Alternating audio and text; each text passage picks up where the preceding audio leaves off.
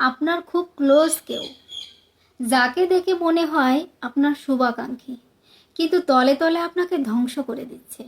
তার উপস্থিতি আপনার জীবনে কাজ করে স্লো পয়জনিংয়ের মতো। এ ধরনের মানুষগুলো আপনার জন্য টক্সিক। কিভাবে বুঝবেন যে কেউ আপনার জন্য টক্সিক?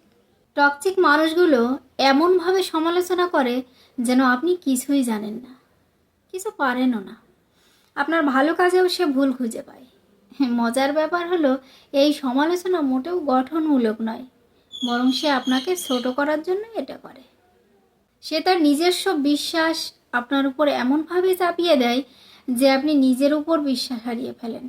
সবসময় মনে হবে আপনার আলাদা কোনো ব্যক্তিত্বই নেই, আপনি তার হাতের পুতুল হয়ে গেছেন।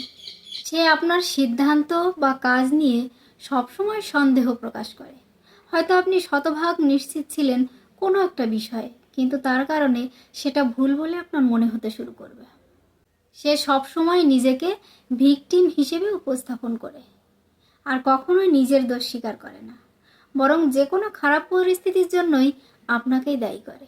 তার কারণে আপনি সবসময় অপরাধ বোধে ভোগেন। তার চারপাশেই সব কিছুই যেন খারাপ, উঠতে বসতে সে অভিযোগ করে। এই নেতিবাচক মানসিকতা ধীরে ধীরে আপনার জীবনেও ছাপ ফেলে। সে কখনোই আপনার সুখ বা দুঃখ নিয়ে ভাবে না, আপনার কোনো কিছুতেই তার কিছু আসে যায় না। এমনকি যখন সে আপনাকে আঘাত করে, তখনও তার মনের কোণায় বিন্দুমাত্র মায়া জন্মায় না। আপনার সফলতা দেখলে সে কখনোই আনন্দিত হয় না, বরং ঈর্ষান্বিত হয়। আপনার অর্জনকে হালকা করে দেখে, আপনাকে নিয়ে হাসি তামাশা করা তার অভ্যাস। একদিন সে মিষ্টি কথা বলে, তো পরদিন তুচ্ছ কারণে আপনার সাথে দুর্ব্যবহার করে। এই অস্থিরতা আপনাকে সবসময় একটা মানসিক চাপের মধ্যে রাখে।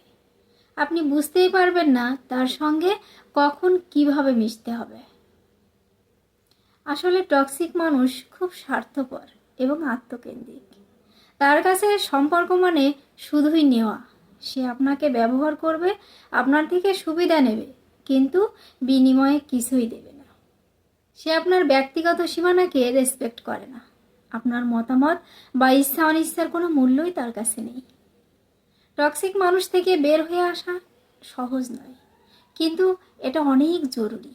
জীবনের প্রতিটা মুহূর্তই মূল্যবান। টক্সিক কারোর সাথে সময় নষ্ট করার চেয়ে নিজের মানসিক শান্তি এবং সুখকে প্রাধান্য দিন। মনে রাখবেন, যে আপনাকে ভালোবাসে সে কখনোই আপনাকে মানসিকভাবে বিপর্যস্ত করে তুলবে না।